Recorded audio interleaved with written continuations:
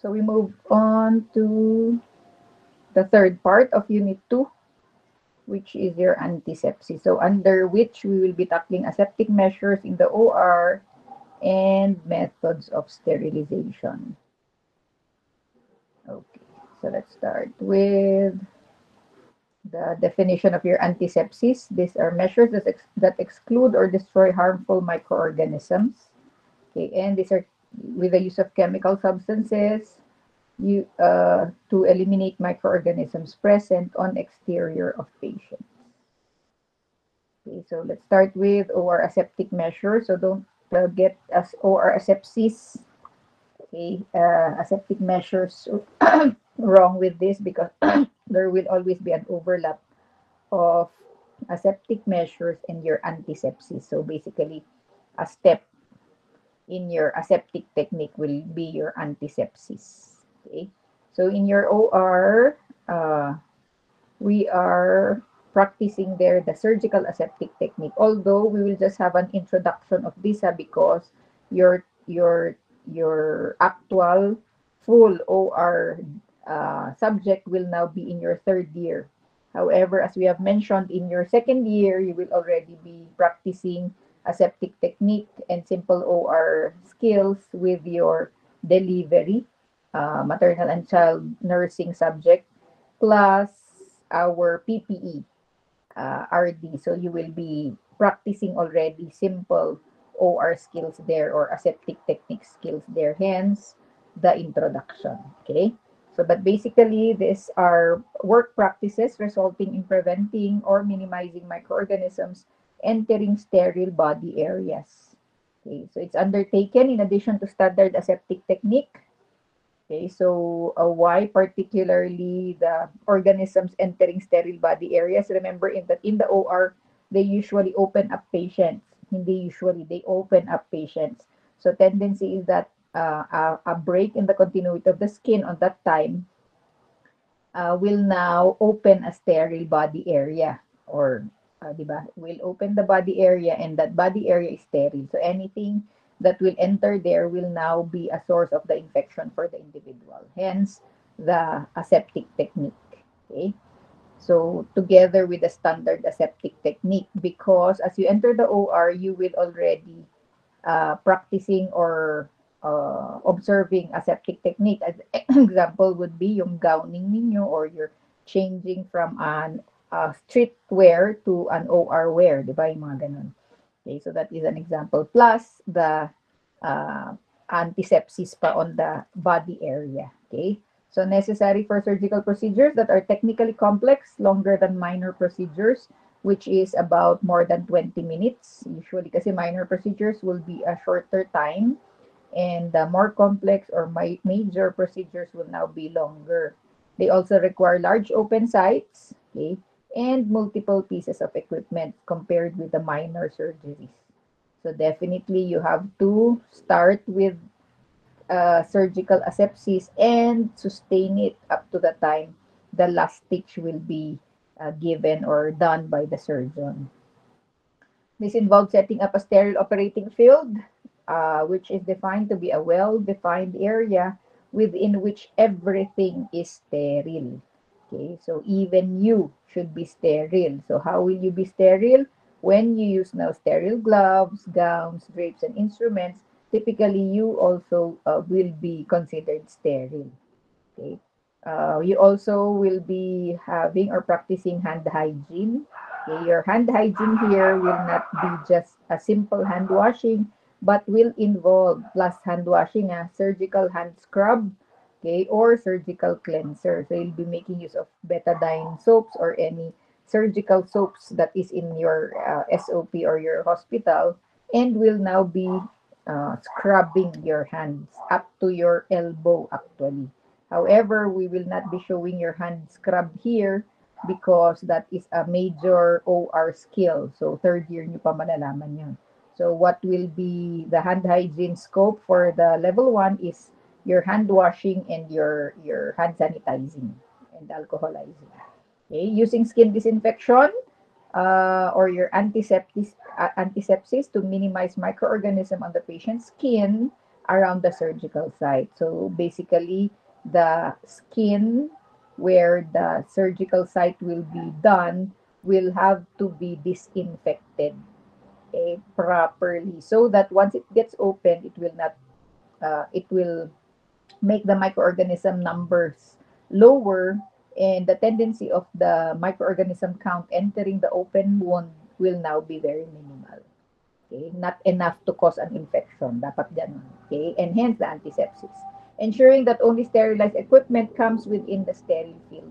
So we'll be showing you later some of the ways on how you can put now a sterile implement or equipment in a sterile field. So, ito na pala yun. So, OR aseptic measure, sabi nga natin, is the setting up of an OR field or a sterile OR field. So, the first picture actually is for the OR, which you will not be taught about, but we'll just have a hint on it. So, for example, OR usually would involve a larger body size. So, if you will notice, the abdomen there is the operative site. Okay, it's being prepped with drapes. The blue coverings there are what you call drapes. It could also be in any other color, usually green. In our SLE hospital, we have the green one. I think in BGH still green. Okay. But basically, it is now prepping the student, the client. Okay. Kasi nga rin, the client is also unsterile. They will have to cover the entire body of the client for her to be sterile as well. Okay. But only leaving now the operative site open. Okay. So that limited din yung kanyang exposure. I mean the surgical opening. Okay. Ayan. So second picture to your, paano yun ba makikita? To your right are the different types of drapes. Notice that it has an eye or an opening. The white part there is actually the eyelet part, wherein which body part will be seen through. Okay, so you, depending now on the size of the body part being operated on, of course, it gets bigger, given now a bigger operative space. Okay, so the more applicable pictures for you are the ones under. So if you will notice, the surgical operating field there is small. It just is as big as a big towel or a big face towel, which we call your surgical towels. It could be in blue or in green or in white. So it depends on your SOP hospital. Okay, and then notice the nurse. Okay, she is holding on to a sterile implement, probably a pack with a sterile instruments inside, probably another towel, probably a gown. Okay, but notice how she handles it. There is a certain packaging there that she is holding or touching, because she should maintain now the blue part, which is the sterile implement or instrument, sterile. So she cannot touch that because she is not yet gloved. So she will have to drop now the blue thing, the equipment, either a gown, for example. She has now to drop the gown there on the sterile field. The sterile field there is the blue one. So it's just a sterile towel which is left open. So that is the sterile field. And you have to maintain it sterile. So how do you put now your equipment? So second picture there to your right down will now be an example of a way how you will be opening now sterile packs.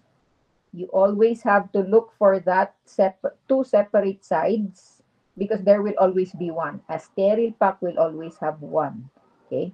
You will not open it like junk food, like chippy. You'll tear it. You'll use scissors. You don't do that. You don't do that. You have to look for these two separate sides and pull it open. Okay? So once it's pulled open, all you need to do is to look at the third picture, drop now the whatever it is that is inside. Usually it's sterile gloves, sterile gauze, sterile forceps, whatever it is that is sterile inside. Open it and drop it. You cannot touch the one inside it. Okay, so there's more practice in your RD na lang. Okay, so the OR measures would also include the actual sterile field. Sterile field din yun, the sterile field, sorry, what we shown in previous slide is also a sterile field, but it's the OR table. In this picture, it is already called your operating room table where the patient is in. So notice how the delineation of the sterile and the non-sterile field is. So the sterile field will now be the red area. It's usually from waist down and sterile. And waist up will now be considered the sterile area. So it's the surface there. So it's the blue area, kung ano yung shaded area is the sterile area there.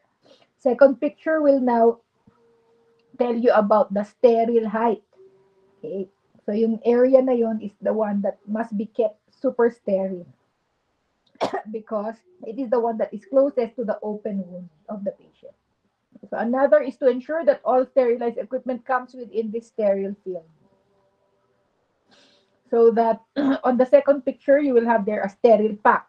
Okay, it came from the autoclave. Once you open it, everything inside it is sterile. First picture is the one example of the equipment that is inside the blue pack or the sterile pack. So you have to put them all inside in the sterile field, okay, and must not touch the outside of the sterile towel. Kasi once it's outside the sterile towel, it's considered unsterile already. Okay? So that is the sterile field. Only sterile objects inside. Okay? And what if you touch it, then all the sterile table or sterile field will now be considered unsterile. It's a waste of resources because they need to autoclave it again. Wash it and autoclave it again. And it's expensive. For autoclave, syempre may katumbas na fee yan. Okay. Next is using skin disinfection or your antisepsis measure. So when you say antisepsis, it is now the painting of the skin that is where the surgical site will be in and its surrounding skin. So not just the strip of the incision site, but the surrounding skin. So notice the first picture, it is now it discharging automatically the betadine. So yung hawak, the healthcare personnel holding onto that or that dispenser has betadine in it already. And once she paints or he paints the area, it now will be allowing the betadine to flow out the skin and paint the necessary area to be painted. Okay? Second picture naman, it's the second antisepsis or the second disinfection that is happening. So notice the first and the third pictures, no drape has been instituted to the patient yet, but that's the first antisepsis measure. Second is the second antisepsis measure will now be reinforcing now the antisepsis or the use of betadine to paint now the skin area. Okay, usually done by the surgeon already to make sure that the area is very, very clean. Okay, to the minimum yung microorganism before he opens up the area. So that usually the first application will be done by the nurses and the last application will now be the doctor's application. But anyway, it's still the betadine being painted on the skin surface, okay, as an antisepsis.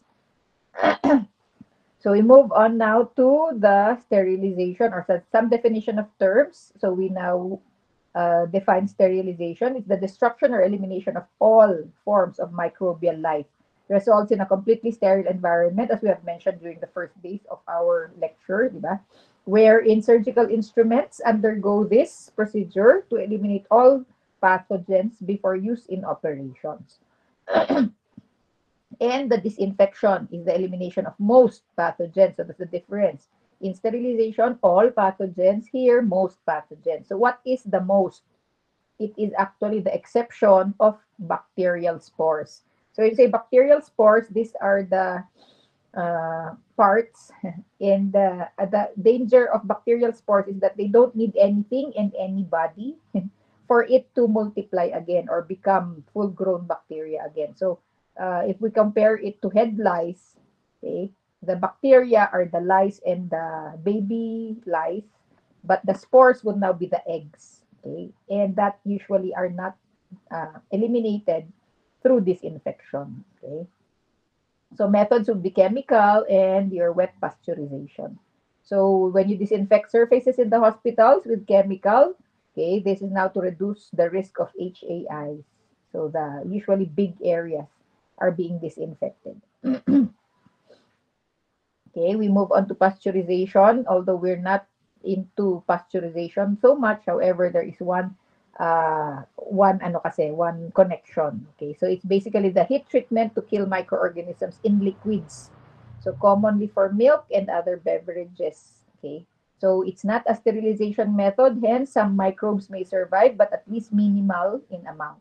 Okay, so for example, you are to breastfeed and you have HIV, so you're not allowed to breastfeed. So you get now donor milk, and usually this donor milk are pasteurized first in neonatal units to ensure safety for the infants taking donor milk.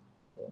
Sanitation also, which reduces now microbial population to safe levels. So it's basically done in public health settings like restaurants, where in which they have a certain standard and frequency on when, where, how to clean now the restaurant so that it won't smell, it won't multiply microorganisms. It's because it's a very wet space, uh, populated by a lot of people. So definitely would now be more dirty than other private settings.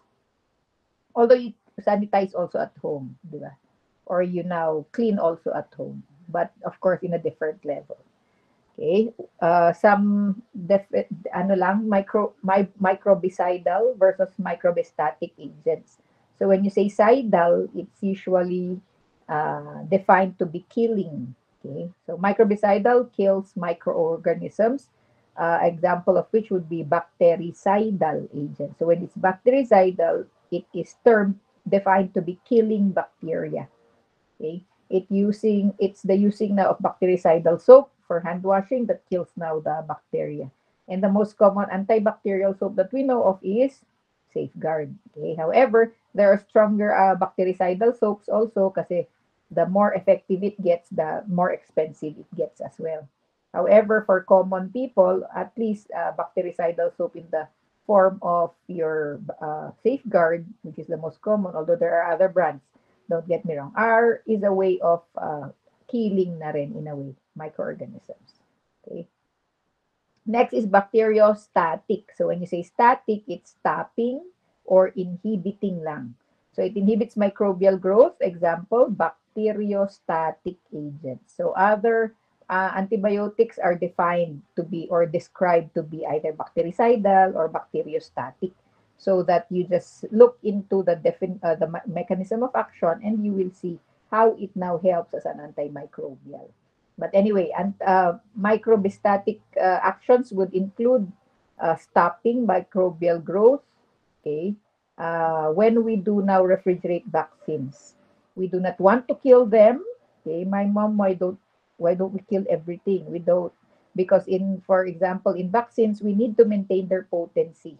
Okay, we just attenuate or weaken them, but through refrigeration. But we need them alive in a way, but attenuated or weak.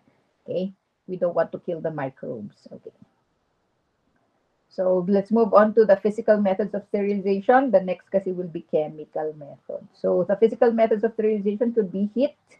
In the form of heat, we have here the dry and the moist sterilization method. So we look into the dry heat first.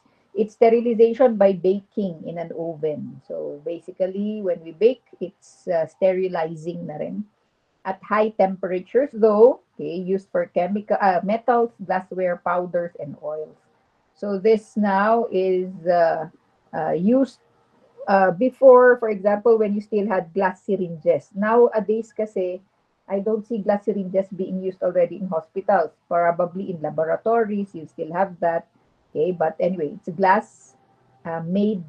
It's the glass material of a syringe. So still available, but now no longer for public use. You don't see vaccinations being using now glass syringes. Okay, or metal instruments in a dry heat oven in a clinic. So those are some of the applications of dry heat.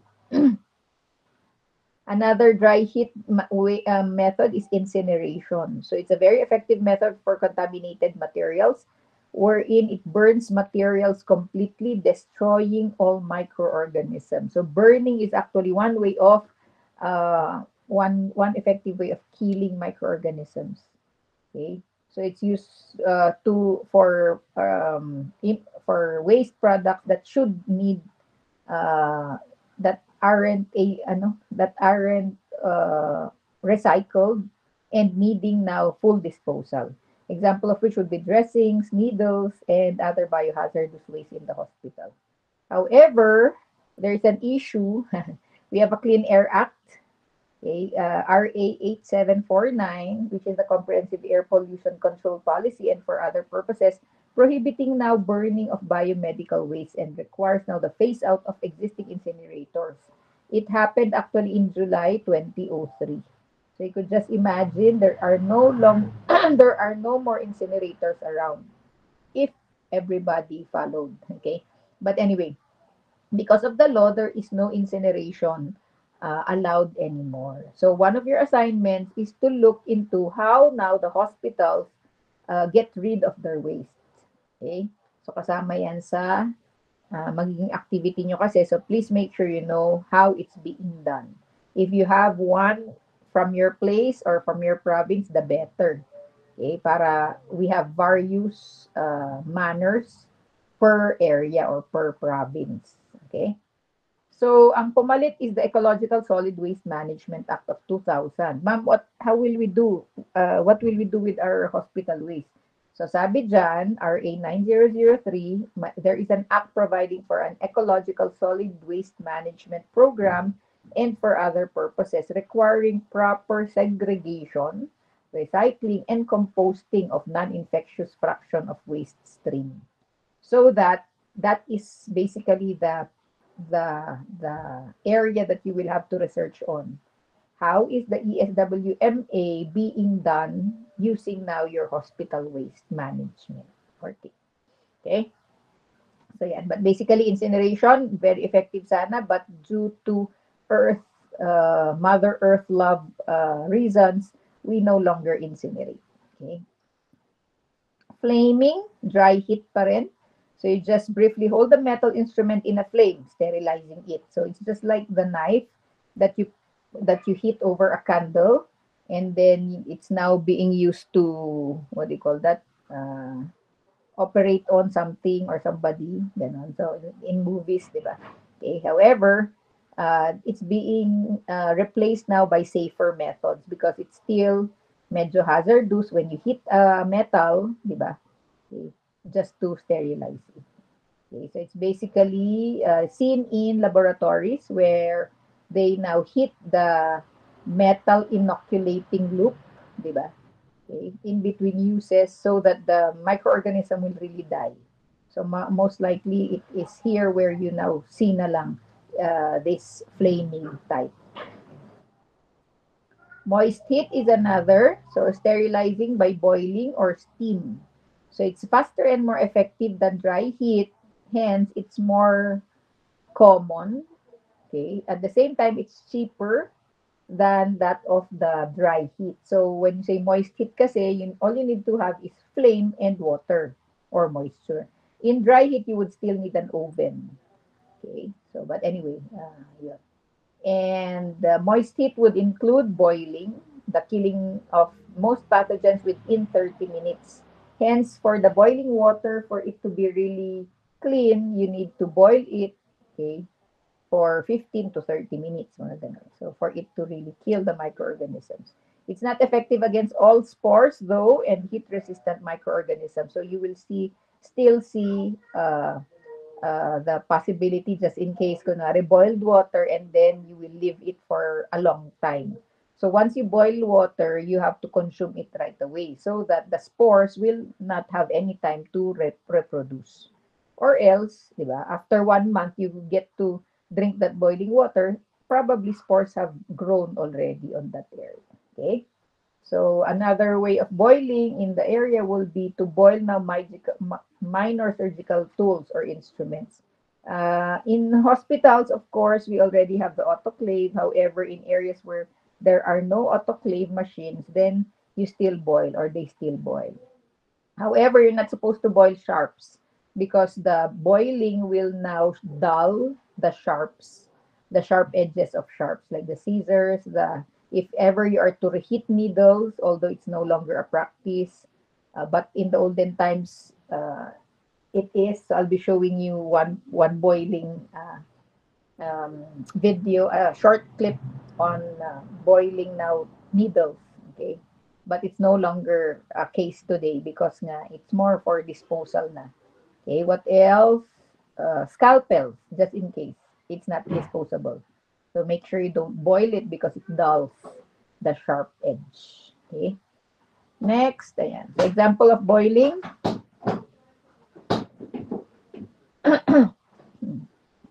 So these are the gadgets. There are some instruments, machines that has no water. That has water kasi in it, so it's boiling. So if, for example, it's just dry heat or it looks or it serves as an oven, then it's a dry heat manner. It just differs na lang naman in the manner in which it's being used.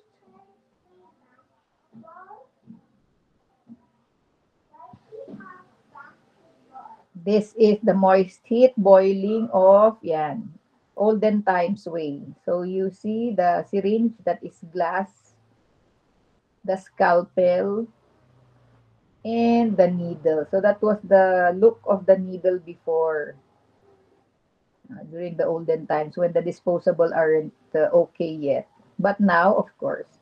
So probably you'll be seeing that na lang in laboratories, okay, wherein the population is controlled. Okay, but you're not supposed to boil, so it will dull now the the needle just in case. So moist heat will be one type will be autoclaving. So it uses steam under pressure naman. So it's when you say steam kasi it still is moist. It still involves moisture. Okay, so it's about 121.5 degrees centigrade. So imagine how hot that is. With pressure. So para siyang pressure cooker. Yan, 15 psi to sterilize. Effective against all forms of microbial life. So that because of the pressure and the heat, all forms now die. And that's the sterilization of choice in hospitals. For surgical instruments, they get to be autoclaved before surgery. So for small autoclaves like that or clinics, it's still allowed for them to, naka-open. However, for big hospitals, they need to be packed already. Kasi it's a big autoclave and there's a lot of instruments there. So when you bring out the instruments, kasi remember the air, okay, the air alone can render now the sterile autoclaved equipments unsterile already for a certain degree lang naman pero still, di ba? So that is an example of your autoclaving, small. So even the small type, di ba, nakapack na siya. So that when you remove it from the autoclave, at least the outside may be dirty, but at least the inside is still sterile. So this is the big autoclave. It looks like a vault in a bank. Pero the closing na lang po ang ating naabutan, but that's how big the autoclave is. That's how you close it for the pressure to really be effective pa. Okay? So bigger trays lang siya, and then all the equipments there are packed. They are packed already per purpose. For example, for CS, for abdomen surgery, for knee surgery, and so on. So that it's easier to bring out just in case it's needed. Okay. So in autoclaving, you have to make sure your autoclave tape or your biological indicators is active or is in place. This is to ensure proper sterilization by changing color or testing spore viability. This is used to confirm successful sterilization or biological indicators to ensure autoclaves is functioning properly. So this is an example of an autoclave tape. So notice the unused autoclave tape is very clean. And then the second picture is already the dirty autoclave tape. But actually, that's the cleaner autoclave tape. So notice the stripes, light stripes na halos magkasing color with that of the autoclave tape. unused autoclave tape. Okay, once it's autoclave, it needs to blacken. It needs to change color, or as what you see on the screen, it needs to change color. If it changes color, it just is a guarantee that the autoclave has worked, meaning the ones inside, the instruments inside are sterilized or were sterilized. Okay, if it did not change color, it just means it's either it hasn't been autoclaved yet, or the autoclave is no longer working. Okay. So another is pasteurization, as we have mentioned, the milk or any liquids or food. Ganun. Okay? So it now is used kasi in patient nutrition. Example, for patients with enteral feeding. So when you say enteral feeding, it still includes the mouth, pero kasi via tubes na tong mga to. So the patients with nasogastric tube, okay, the ones they eat na lang are the liquid forms. Okay, and these liquid forms are very nutritious and hence very good medium for bacterial growth. So that after blending it or after preparing it, it needs to be pasteurized so that it makes sure that the microbial growth is very, very minimal, or microbial number is very minimal. Remember, in pasteurization, not all microorganisms die. However, it's put to minimum. Hence, it now will be a good uh, food for the sick patient. Okay. However, again, you have to handle it in such a manner that you will not make those minimal microorganisms grow and proliferate. So you will later on see that, mamaya. This is an example of pasteurization. So they process now milk inside a very big machine. So siguro sa mga ano to, milk companies. Okay, usually in other countries yan kasi we don't have much milk in the Philippines.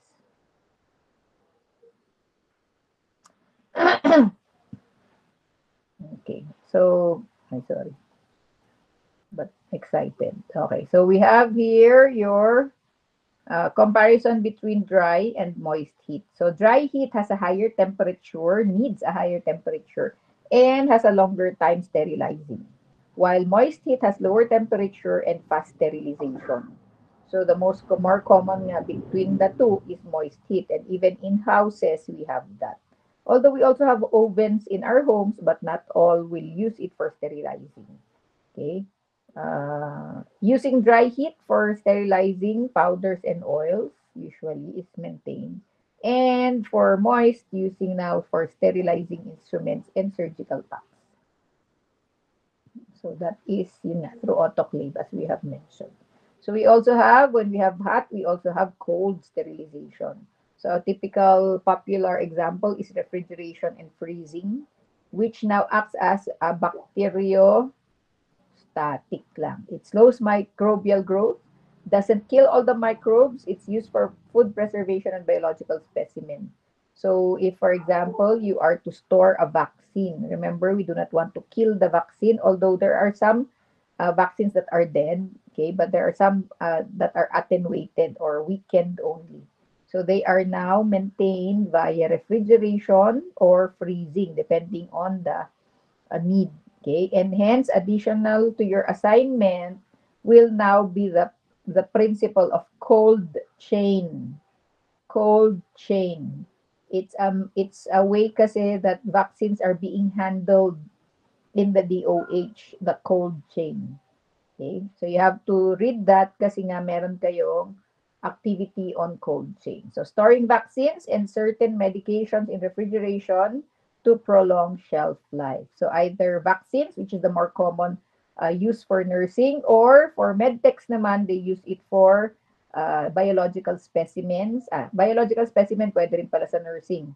For example, they now have removal of something and they need to, diba, store the specimen. They don't want to freeze it, but at least it prolongs now the life by refrigerating it. Okay. Freeze drying is another, or lyophilization. It's not so much applied in the nursing profession, but it's still one way of managing. It combines freezing and drying to preserve microbes and materials, preventing now microbial reproduction and is again not a form of sterilization. Again, for static purposes only. So by preserving antibiotics, okay, we can freeze or freeze dry it, or biological samples, okay, or in for medtex, your bacterial cultures for long-term storage. Di ba? May mga ganon. So they put it in a slide or in a petri dish, yung mga ganon. And then they study. So hindi po pang nursing, pero at least you know. So another manner is radiation sterilization. So we have here the first, which is your UV radiation, wherein the UV light, ultraviolet light, damages now the DNA, leading to cell death. It's used for air and surface sterilization. So examples in hospitals where they need now to clean a room that has been occupied by a patient. Okay? So they need now to use mga UV lamps for sterilizing either a surgical room or a room or mga benches or mga areas in the hospital in between use. So these two examples, for the first, we have here the UV radiation for instruments, and the second picture is the UV radiation for hospital setups.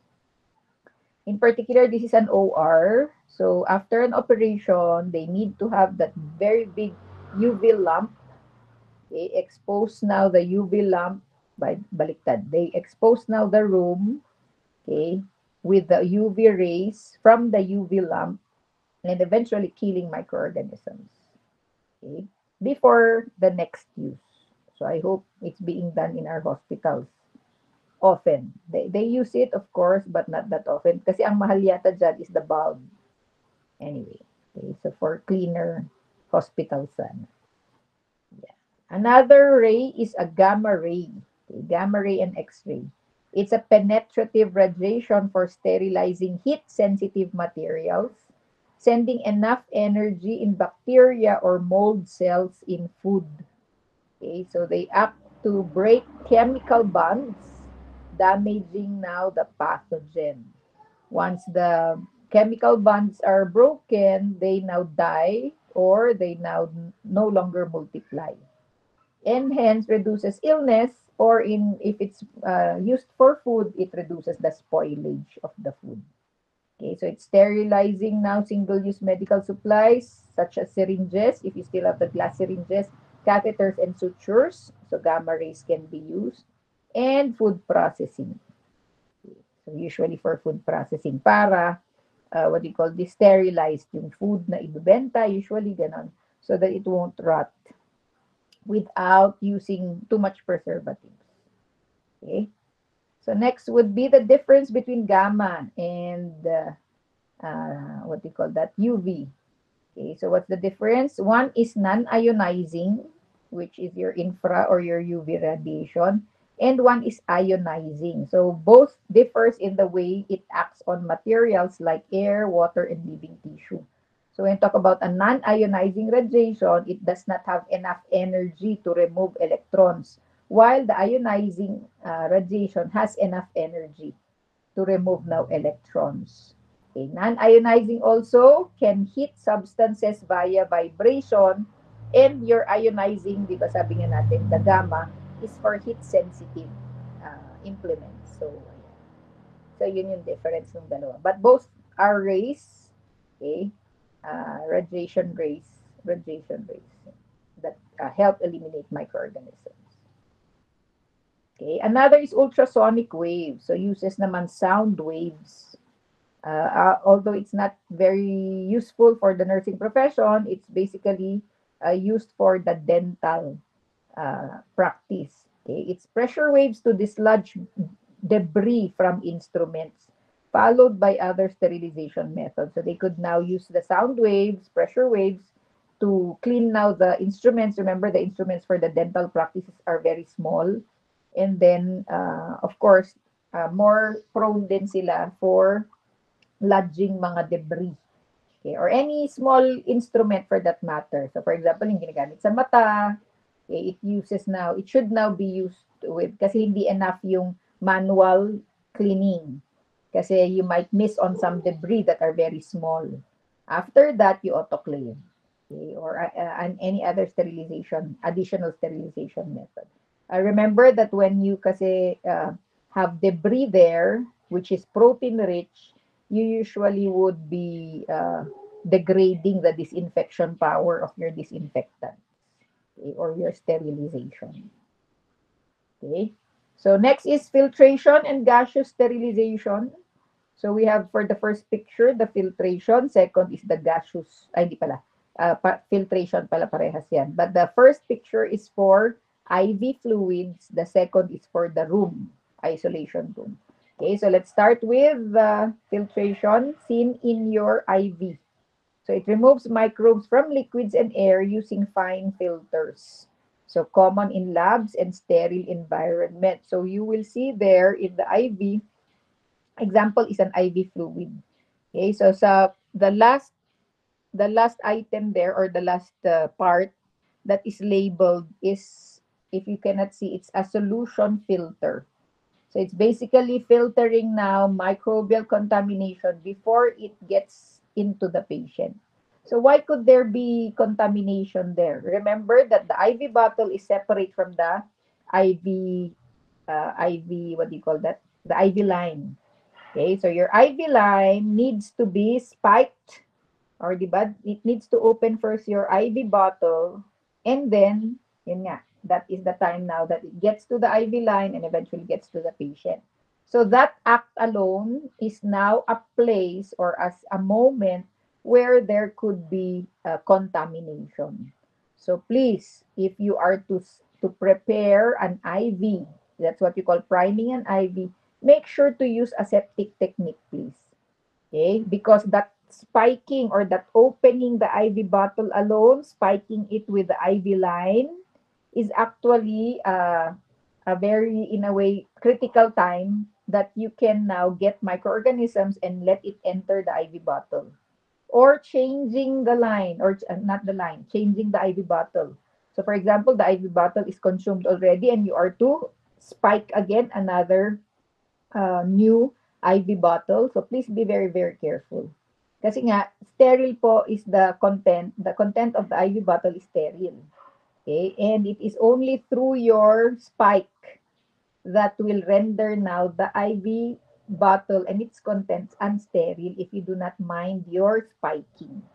Okay? Or when you say spike kasi, tutusukin mo, you will have to pierce onto the rubber of the IV bottle, invert the IV bottle so that the IV will flow. Ganon.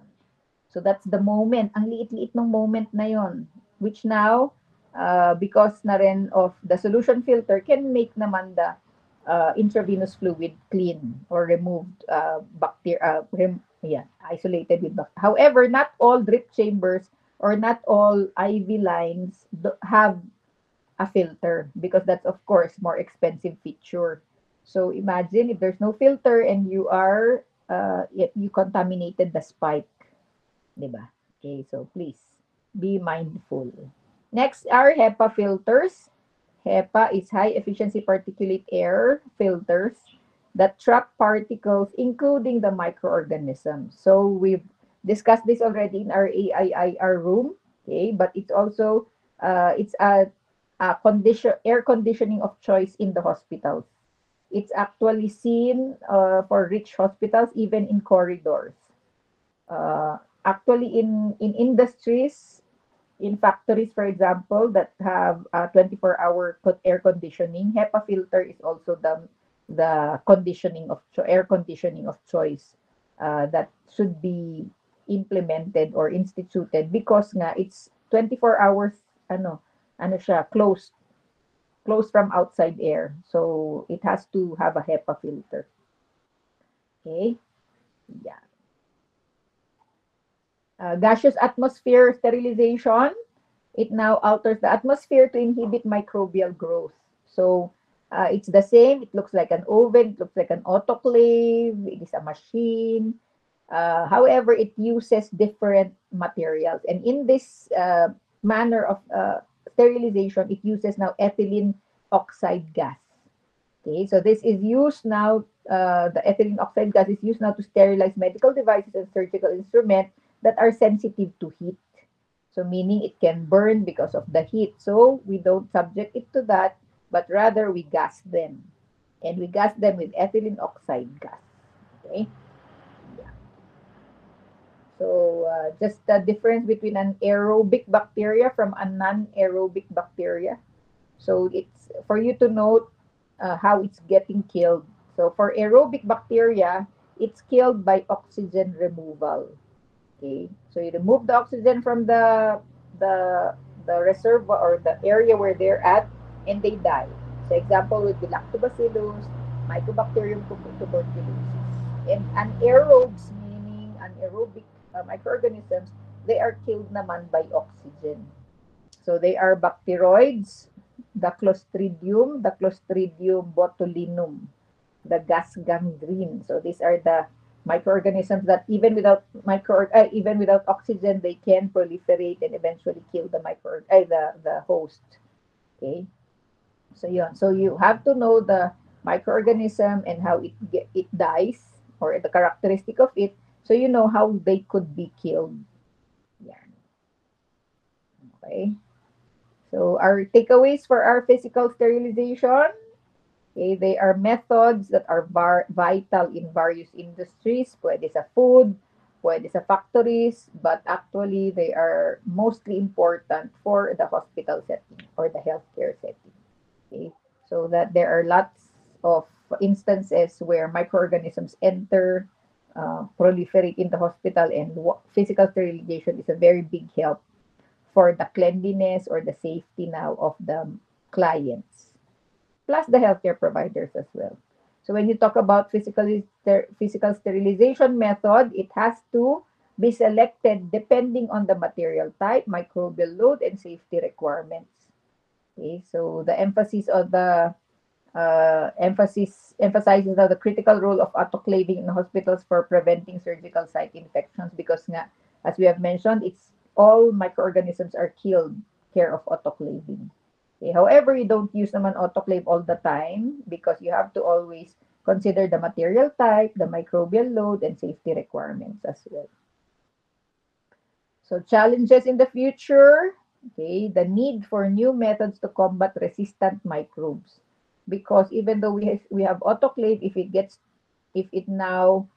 now there will be a development of a microorganism that is resistant to autoclave, that is a very big problem. So we now have, if you're a scientist, go into this.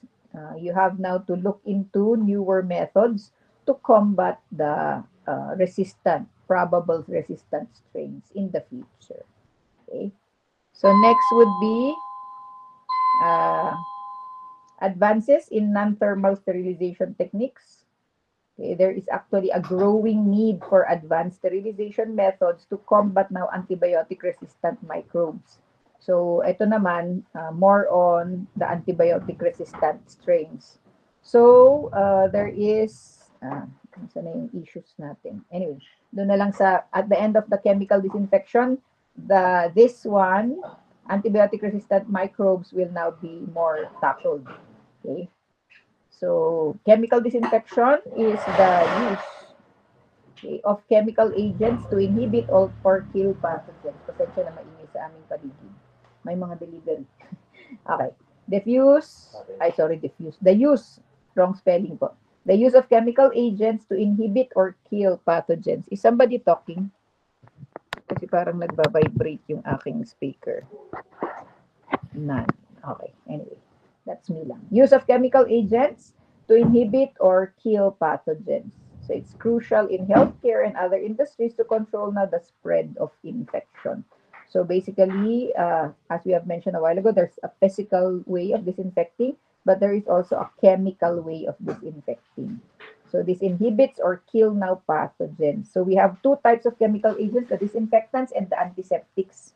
The disinfectants are used for non-living things. The antiseptics are for living tissues. Okay, so for disinfectants, it kills microorganisms or reduce infection risk as well. For antiseptics, it now reduces microbial load or eliminate microbes or they eliminate depending on the concentration, the chemical being used, and so on. Okay. So yeah. So what are the mechanisms of actions now of the different chemicals? Okay, meaning what are they acting on a certain microorganism and hence the death of the microorganism. So as for the cell membranes, okay, they are now disrupted by alcohols and detergents. So cell membranes are disrupted and eventually they die. Okay. So I will not tackle too much on this because it's part of your activity. So yung mechanisms of actions plus the chemicals, but at least I'm introducing it already. As for the enzymes and proteins of the microorganisms, they are being denatured by halogens and hydrogen peroxide. So alamin niyo dapat ano ang denaturation, ganyan. Disruption, ilalabas yan lahat sa activity number either 2 or 3 ninyo. And for the cell walls of the microorganism and its nucleic acids, it's actually targeted by formaldehyde and ethylene oxide. So yan. So what is happening or what is the use of this? Wala naman I think dito. So it has to be discussed now in your activity. Okay? So factors tuloy. Factors yan. Factors affecting disinfectant efficacy. It basically would be reliant on prior cleaning of surfaces. So if the surface being cleaned is used or cleaned naman often, then there is no such need for super heavy disinfecting. However, if it's the other way around, then it needs further and heavier disinfecting. Okay, so as for the organic load, okay, blood, feces, yan. And depending now if it's infected or not, its number, okay, then disinfection will now vary also. Concentration of the disinfectant as well. So what is important sa concentration is that you know how to use the dilutions or the concentration. So making sure you are reading the label of the manufacturer kasi andun naman lahat. The problem nowadays is that the products coming from or the unregulated ones, a lot are coming from China, ganyan. Not their labels are even non-readable because they are in Chinese. But there's a gadget naman in the, diba, in Google. You just take a picture of it, translate, and then it will get translated. However, not all are regulated. Okay, that's unfortunate because there are a lot of products entering now the country, being used now, bought in Shopee for a very, very cheap price, but actually are not so good in terms of its buti sana kung hindi lang siya magandang disinfectant. But what if it's gives you what do you call that? A bad benefit. Okay, so later on we'll tackle some of the bad benefits that these products now are giving the people. Okay, contact time as well. So for example, one disinfectant is being applied, how many minutes or hours should take place first before what do you call that, before you touch again the area or go back again to the area. Okay, surface characteristic as well, like of course the smoother ones are easier to disinfect versus the rough ones. Temperature and pH as well, so it now differs in terms of disinfectant efficiency. Importance of proper dilution. So as we have mentioned a while ago, the concentration. So it's critical for its effectiveness. If you over-concentrate it, it can cause toxicity, both usually for the atmosphere and the people in the atmosphere or in that area. If it's under concentration naman, it reduces its efficacy. So no use cleaning if there's no effect naman. So para hindi masayang, make sure you have a proper dilution. So again, it's now depending on the manufacturer and it's there. Supposedly, it's there in the pack. In the label. If none, then don't use that material because you'll never know how to use it. It might be very corrosive or it might be very watery naman, walang effect. Okay. So, yeah. Challenges in the clinical settings. Disinfectants may be less effective in clinical settings than in laboratories. Why? Because in laboratories, it's not frequented by a lot of people, di ba? In terms of activity, not so much activity is going on. Unlike in the clinical setting where there is always in and out of people, microorganisms, different cases, and hence the disinfection must be more often and it has to be really effective. Okay, or I mean, it's really in terms of cleaning, they really need to clean properly. But of course, there will always be a case na ay mabaho, ay it looks dirty or it smells dirty. It's because nga of the number of people inside a clinical setting. Okay, so comparing now a public and a private hospital, so of course, the public hospital is less feels lesser clean because nga there's a lot of people, minimal resources, mapa manpower or financial to cover all the needs. Okay. Impact of organic matter as well. So depends on the organic matter contaminating the area. Okay. Environmental factors and resistance. So good that we are in Baguio City because environmental wise, the temperature is not so much geared toward microbial growth. Diba? Kasi nga medyo mas malamig-lamig compared if it's in the lowlands. Okay? Yeah. Next is our commonly used disinfectants. Again, I will not discuss this in detail because you will have to answer the activity.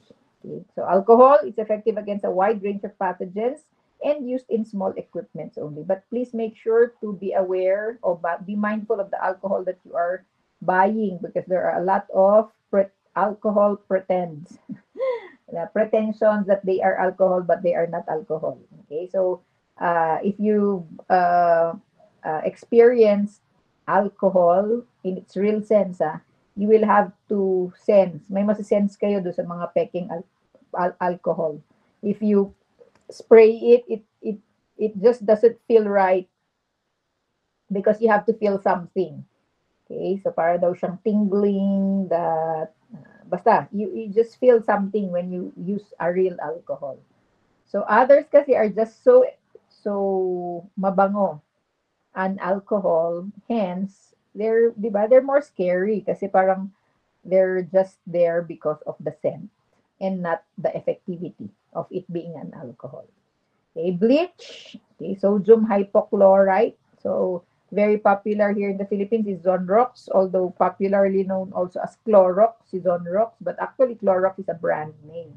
And both of which are bleach. So they are effective for large surfaces because it is lesser in terms of the cost and effective talaga siya in large surfaces. So the walls, the floors, the comfort room. Yeah. Phenolic compounds used in general cleaning or of surfaces and instruments. Remember phenol? Okay, the first experimented on na disinfectant. Okay. Yan. So next is antiseptic in healthcare. So they are supposed to be safe for skin and mucous membranes. So examples of which would be chlorhexidine for pre-surgical scrubbing. So this is what you will see in the hospitals. It's costly, so you won't see this as a common thing in the area. But it's actually present also in some healthcare product. In cleaning products, chlorhexidine. And important food for wound care and surgical operation. Hence, it needs to be present in the healthcare setting. Okay, so in antiseptics na yan. So limitation of chemical disinfection, it's not as effective against all pathogens because of the endospores that may be left behind because of mere disinfecting. But at least it manages to kill a lot. Okay. And physical sterilization often preferred actually when possible. However, it's very physically, it's more tiring than just throwing chemicals or giving out chemicals or putting chemicals. Kasi nga, at least yung mga solid areas, di ba, you can remove with physical sterilization. Okay. Disinfectant resistance, ito na yung concern natin sa antibiotic resistance. So resistance concerns are some organisms like Mycobacterium, Pseudomonas that shows resistance. So these are the pneumonia causative organism showing resistance. So people or some, especially senior citizens, enter with pneumonia and then given the same antibiotic therapy, they don't respond to the treatment. Okay, same bacteria, but they don't respond to the same treatment. How come? It's because of the resistance. So it's very important that you don't overuse disinfectants or antibiotics, mga ganyan. Okay, so antibiotics ay dyan. Pag disinfectants naman, ganun din. So you make sure to select the right disinfectant and the right pathogen for the right pathogen. Make sure also to correctly use a disinfectant so that you will not just tickle the microorganism and eventually mutating it. Okay, make sure to really disinfect the area, especially in the hospitals where there's a lot of microorganisms. Okay, another controversy is the use in animal feed leading to drug-resistant strains. Okay, so I will not go into the detail of this, but basically, they use now a small dose antibiotic. Okay, and eventually, for those people who are eating the animal and the animal itself, they get to develop drug resistance because you're being supplied with regular, di ba, na antibiotic. Okay, so yeah, antimicrobial household products as well.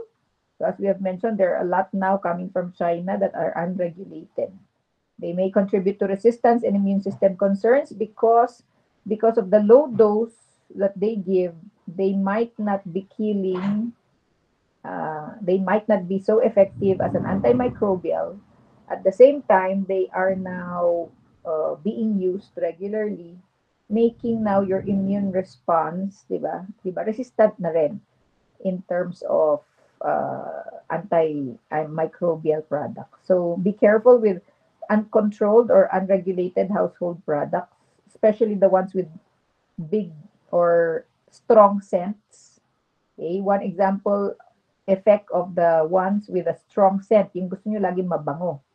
There is actually tawag doon, an issue now on the scent getting to be endocrine disruptors.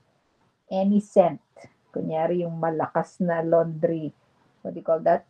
Laundry softener, that, okay, na ang gusto nyo laging mabango. So the scent there is actually dangerous because it's the component of that scent is an endocrine disruptor. It has an effect like that. Okay, hence, disrupting now your endocrine system or your functioning.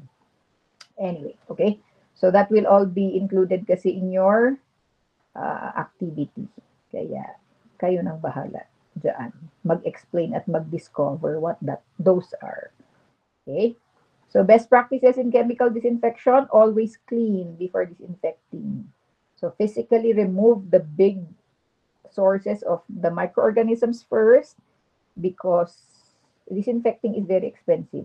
The disinfectant alone is expensive. So you will just ruin or waste the disinfectant if you will just use it to parang will act like water. So it's you have to clean first the area and then disinfect. So follow manufacturer's instructions also. So for dilution, contact time.